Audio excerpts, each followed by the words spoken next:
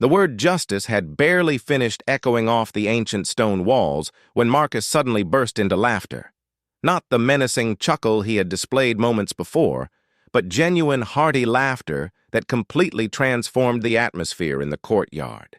Jake and his friends stared in bewilderment as Marcus lowered his spear and wiped tears from his eyes. The security guard stopped mid-stride, confusion evident on his face as he tried to process this sudden shift in behavior. "Oh, you should see your faces," Marcus exclaimed, his voice now warm and friendly, completely different from the cold menace of moments before. "Absolutely priceless. Did you really think I was going to run you through with a decorative spear?" The crowd remained frozen, unsure whether this was another layer of his psychological game or if the immediate danger had actually passed. Marcus noticed their continued fear and held up his hands in a peaceful gesture. "Look, I'm sorry if I scared you. That was probably a bit much." He examined his spear and chuckled again. "This thing couldn't pierce a paper bag even if I wanted it to. It's made of aluminum, and the point is duller than a butter knife." Jake's mouth opened and closed several times before he managed to speak. "You were acting?" "Performance art," Marcus explained with a grin. "You wanted to mess with the castle guard for your social media? Well, consider this my contribution to your content. Although I have to say, throwing water on someone who's just doing their job was pretty rude." The security guard approached cautiously, still not entirely convinced that the situation was resolved. "Marcus, what the hell was that about? You nearly gave half these people heart attacks." Marcus shrugged apologetically. "Sorry, Dave, but these kids thought they could turn me into their personal entertainment. Figured I'd show them what real entertainment looks like." Emma, who had been recording the entire incident, looked down at her phone with a mixture of relief and amazement. "Are you telling me this was all an act?" "Well," Marcus said thoughtfully, "the being annoyed part was real. Nobody likes getting soaked while they're working. But the medieval justice speech? That was just me having a bit of fun with some theatrical history knowledge." Ryan, who was finally regaining his color, shook his head in disbelief. "You're completely insane. We thought you were going to actually hurt someone." Marcus's expression became more serious for a moment. "And that's the point, isn't it? You thought it was funny to humiliate a stranger for your amusement, but when you thought there might be consequences for your actions, suddenly it wasn't so entertaining anymore." Sarah, who had been the most concerned member of the group throughout the incident, stepped forward. "You're right," she admitted. "That was really mean of us. We shouldn't have done that." Jake, still processing what had just happened, found himself oddly impressed despite his lingering fear. "That was actually brilliant. Terrifying, but brilliant. You completely turned the tables on us." "That's the thing about history," Marcus explained, his teacher instincts kicking in now that the performance was over. "It's not just dusty old facts and books.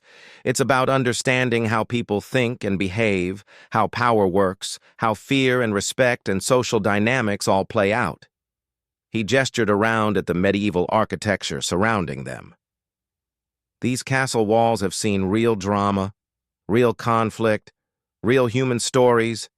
When you reduce it all to a backdrop for pranks and selfies, you're missing the actual fascinating stuff." The crowd that had gathered to watch the confrontation was beginning to disperse, though many people continued recording and taking photos. Several tourists approached Marcus to ask questions about medieval history, genuinely curious now that they had seen such a dramatic demonstration. Dave, the security guard, pulled Marcus aside. "Look, I get what you were trying to do, but you can't terrify tourists like that. Management is going to have my head if this gets out of hand." Marcus nodded understandingly. I know. I probably went too far. But honestly, Dave, I've been dealing with disrespectful tourists all summer. Sometimes you reach a breaking point. Just maybe next time find a less terrifying way to make your point," Dave suggested with a weary smile. I don't need the paperwork that comes with actual police calls. Meanwhile, Jake's group was having their own debrief a few feet away. Emma was reviewing the video footage on her phone, marveling at how genuine Marcus's threatening behavior had appeared. "This is going to get millions of views," she said excitedly. "But should we actually post it? I mean, we don't exactly come off looking great in this." "Are you kidding?" Jake replied. "This is the best thing that's ever happened to us. We got completely schooled by a history teacher in a medieval costume. It's embarrassing, but it's also amazing." Ryan was less enthusiastic. "I'm still not entirely convinced he wasn't actually considering violence for a minute there. That look in his eyes was really intense." Sarah overheard their conversation and walked back toward Marcus, who was now explaining medieval siege warfare to a fascinated family of tourists. "Excuse me?" she interrupted politely. "I just wanted to say thank you." Marcus looked puzzled. "Thank me for what? Scaring you half to death?" "For teaching us something," Sarah explained. "I've been to dozens of historical sites, and I usually just take photos and move on. But watching you perform made me think about what these places actually represent. The real people who lived and died here." Marcus's serious expression softened into a genuine smile. "That's exactly what I was hoping for. History isn't just about dates and facts. It's about understanding human nature, which hasn't changed much in the last 1,000 years. Jake joined the conversation, his earlier fear now replaced by curiosity. "So what would have actually happened to someone who disrespected a castle guard in medieval times?" "Well," Marcus said, settling into his element, "it would depend on the social status of both parties, the specific offense, and the mood of whoever was in charge at the time. But public humiliation was definitely a common form of punishment." "Like what you just did to us," Jake realized with a rueful laugh. "Exactly. Although medieval punishments were usually much more physical and permanent than psychological," Marcus added with a grin. As the afternoon wore on, what had started as a hostile confrontation evolved into an impromptu history lesson.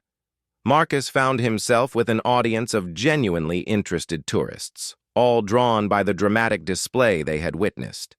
The university students stayed for nearly an hour, asking questions and learning about medieval life in ways they never would have from a traditional tour guide. Emma ended up interviewing Marcus on camera, creating content that was far more educational and entertaining than their original prank footage. By the time Marcus's shift ended, the water stains on his costume had dried completely, and he had gained a new appreciation for the power of theatrical teaching. The incident had reminded him why he loved history in the first place. Not just the facts and dates, but the human drama and the timeless lessons about behavior and consequences. As Jake's group prepared to leave the castle, they approached Marcus one final time. "Thank you for not actually stabbing me," Jake said with a sheepish grin. Marcus laughed. "Thank you for giving me the best teaching moment of my career. Although maybe next time you want to interact with historical interpreters, try asking questions instead of throwing water." "Deal," Jake agreed. "And Marcus? That video is definitely going online, but we're going to make sure people understand what really happened here today." "Just remember," Marcus called after them as they walked away, "history is always watching, and it has a long memory." The five friends left Warwick Castle that day with a story they would tell for years to come, and a newfound respect for both history and the people who dedicate their lives to preserving it. Marcus returned to his post the next day with renewed enthusiasm for his work, knowing that sometimes the most powerful lessons come from the most unexpected moments. The video of their encounter eventually gained over 2 million views online, sparking discussions about tourist behavior, the importance of historical education, and the fine line between entertainment and respect. But for Marcus, the real victory was much simpler. He had turned a moment of humiliation into an opportunity to share his passion for the past with people who actually wanted to learn.